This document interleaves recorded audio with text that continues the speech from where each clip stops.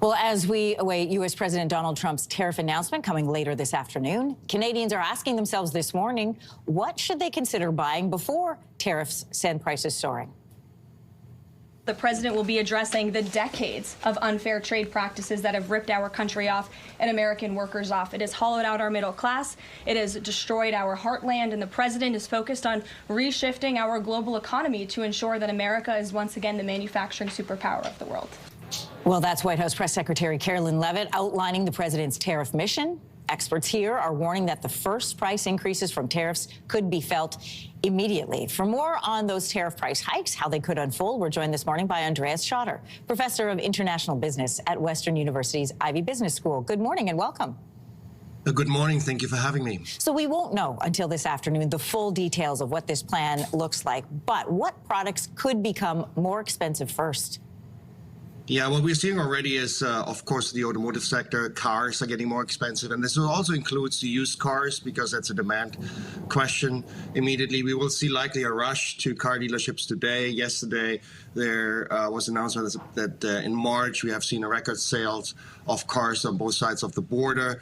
We also will see increases in consumer electronics, in laptop computers, and so on, which have been partly already been raised. And then there are consumer products that are produced and processed in the United States, from dairy products, some poultry products, of course, liquor. We have already gone through this, even though the bourbon boycott doesn't really impact U.S. manufacturers because Canada is such a small number in terms of their overall global exports of bourbon. So it will go across the board, and that's a direct tariff effect. What is much more worrisome is the continuing slide in the Canadian dollar affected by these measures and the current trade war, which will put additional pressure on products.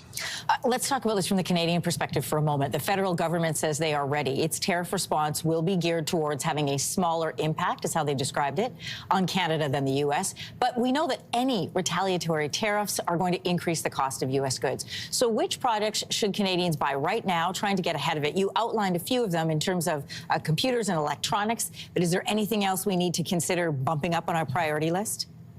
Yeah, so this is a different story compared to COVID. COVID was a supply squeeze. You know, companies were not producing anymore, and there was a lower demand. This is just a price squeeze. So what we will see is that retailers, in particular, start to stock less product post-tariff. So there may be issues around supply when it comes to crossing the border, but there's generally no shortage of products. So we will see price increases across the board, anywhere between 10% and 50%, depending on how much of the value add is happening in the United States. Another product is gas.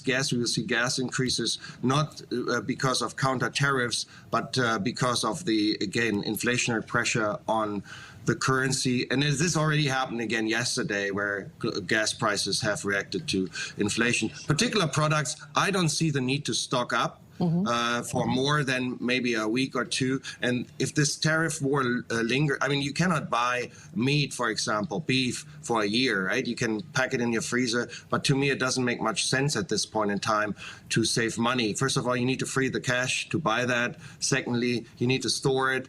I see that there will be potentially some cooling off of the amount of tariffs over time.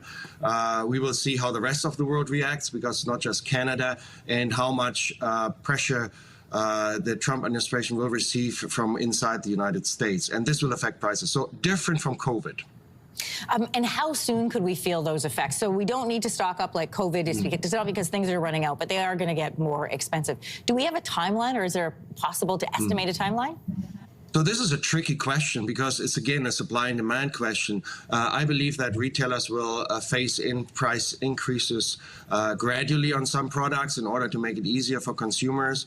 Then it'll also be how quickly will they adjust prices, depends on their sales in the store, because the retailers feel the pressure as well. So this will be it's not a cat and mouse game. There's maybe the wrong similarity here, but we will see this play out in a rather erratic way over the next few weeks, depending until when the stock of products will be reduced to a point where they have to restock the product for supply in the stores. So I see some prices increase that have less of a price sensitivity. Some of the non-essential products, for example, it might be that chicken, for example, will not see price increase so much as beef. Beef may see further higher price increases because simply it's a higher value, higher cost protein that is being bought by people with more disposable income, while chicken may be slower. There's also a large chicken production in Canada, for example. But the produced products are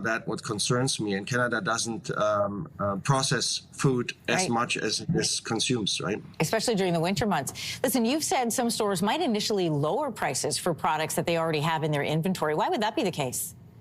Well, the reason is that consumers are starting to buy less, right? You just have to go to a supermarket and watch what people do. They walk through the aisles very differently. They're not just grabbing and throwing in their cart.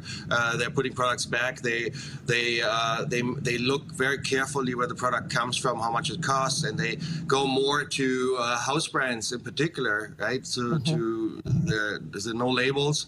You see that already, and you see this is the best picture you have on right now, right? This is happening. Well, this is not the Thanksgiving rush. This is just people being very careful what they're buying. Right? Yeah. Choosing to buy Canadian, or at least not American. Professor Andreas Schotter with the International Business at Western University's Ivey Business School. Great to have you on this morning. Thanks for the conversation. Thank you.